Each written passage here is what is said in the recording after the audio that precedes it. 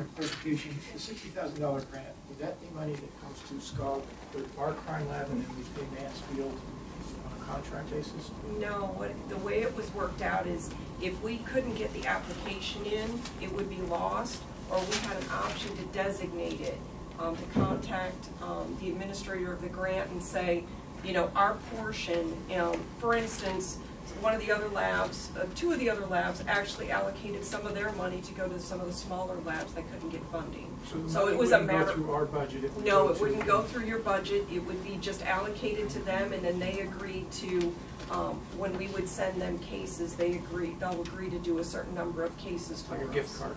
Yes. Could another agency have been designated other than Mansfield? Actually, what I was doing was the only reason I selected Mansfield is because I was aware that they didn't have a restriction. BCI will cover a lot of our caseload that they've agreed to do the backlog, but I was trying to cover for those agencies that submitted touch DNA evidence in nonviolent offenses. BCI does not do that, so they wouldn't accept our backlog cases. However, Mansfield's police department would accept those cases. Miami Valley was also, they can't handle the caseload. And I also contacted Lake County, and they couldn't handle the caseload either, but Mansfield said that they could take cases for us. And these are cases that BCI would not accept that are in our backlog currently. So we were at least getting them resolved for the departments and getting them addressed if the event came that you were going to totally shut us down. Another unrelated question. The turnaround time for things like blood alcohol analysis, cocaine testing, fingerprints, is that backlog anywhere? We have backlogs in all the sections. The smallest backlog right now is in our drug and chemistry section. They do still have some 2012 cases pending that still need to be analyzed. The firearms and fingerprints is a significant backlog as well because we've only had one person operational in that section for over a year and a half. So the backlogs in that area are also quite significant.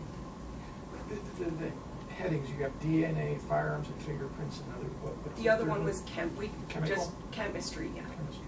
And that encompasses the alcohol analysis, the toxicology, the drug chemistry, and the arson. Thank you. Barney? If I could follow up on just a question on something Craig asked. The grant, the money for that grant was configured in our budget for this year. The $100,000 or whatever amount of that grant was configured in our budget. And when we get the auditor's certificate saying that our budget is as it should be, that money is there. Now you're telling me that the money is not going to be there? The $100,000, we got $100,000 for a 2011 grant, and we had $100,000 for a 2012 grant. The 2013 grant, I believe they have it listed as a 2013 and not a 2014. And I could be wrong on that, and I will double check. But the current grant that is going to be posted, which it could possibly fall under 2014 and not 2013.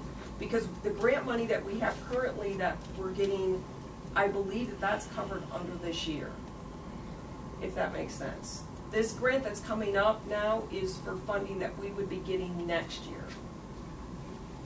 But I think it falls under 2013. It's labeled as a 2013 grant, but we don't get the funding until next year. And that is only a little over $60,000 because the state refused to allow a minimum level of $100,000.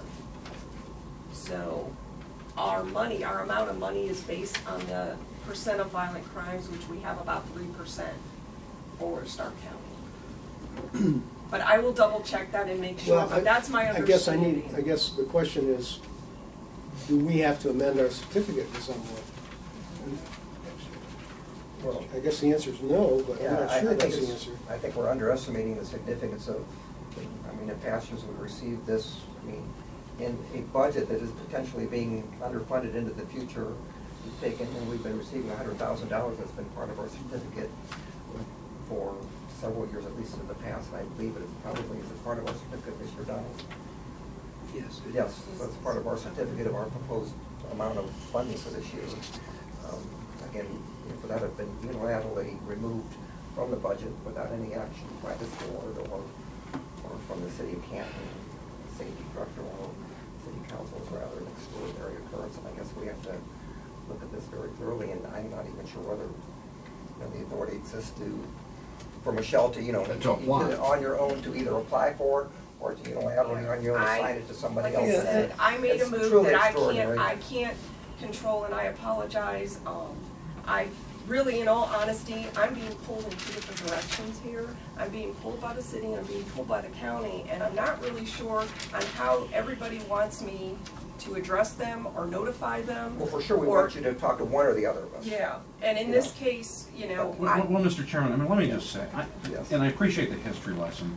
I've got the history lesson from most of Stark County's law enforcement community. I mean, I heard that loud and clear from the chiefs. I've heard that from Commissioner Burnaby. I've heard that, I'm well aware of when the problem started and what we're facing now, okay? But in moving forward, while I'm being challenged by the SCOG chairman as to who's exercising administrative control over the crime lab, which, while we might have just handled it for payroll, and I understand that, I know there are issues which I am struggling mightily to resolve, okay, on the city side.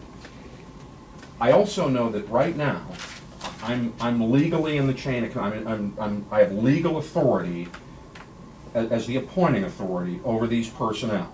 And, we're not, with all due respect, Michelle, it's not the city and the county pulling in different directions at this point, but I again, while not caring to address it in a SCOG meeting, in a public environment when I'm dealing with a personnel matter, the fact of the matter is that at a minimum, I certainly need to be informed, and the police chief's going to need to be informed, and I am committing to everybody in this room, as I've done repeatedly since May 7th, in the 5 or 6 work days that I've been the safety director of the city of Canton, that at least while it's under my authority, and at least while it is with the city of Canton, and I'm adding that caveat because, naturally, given what's happened, I understand that there's question as to where this ends up and what's going to happen, but I guess the bottom line is, while it still remains under our authority, I'm trying to do 2 things at once. I'm trying to convince the Stark County law enforcement community and all you folks and everybody who participates in the funding of this that we're trying to open the doors, move forward, stabilize it short term, and find the right direction long term for not only Canton but Alliance and other communities I've worked for like Lake Township. I mean, Stark County at large. We want to make that happen, and at the same time, I do need to exercise some administrative control. Not necessarily to I'm not trying to take charge of the thing, but we're at a point here where we've lost personnel. We have an interim director who has been, struggling mightily too, and despite, what's happened here, I have faith certainly in her technical abilities and her ability and her commitment to this crime lab. So, that's just to clarify, where Canton's at in terms of it. We want it to work, and I apologize too, but I, there comes to a point where I can apologize till I'm blue in the face, and that's not going to help anything. At this point, again, my goal remains to stabilize it, and at a minimum, I do have to be informed. And that this happened, I understand, and it's accepted, and you don't, and I hate that you're going to have to do it in public, because I know what you're going through, Michelle, and I can see it in your face, and I've spent enough time with you that I know you're committed to this. We'll figure it out, but bottom line is, I certainly don't want you to feel you're pulled in different directions, because there's one direction, and that's what's right for Stark County and our law enforcement agencies that rely on this crime.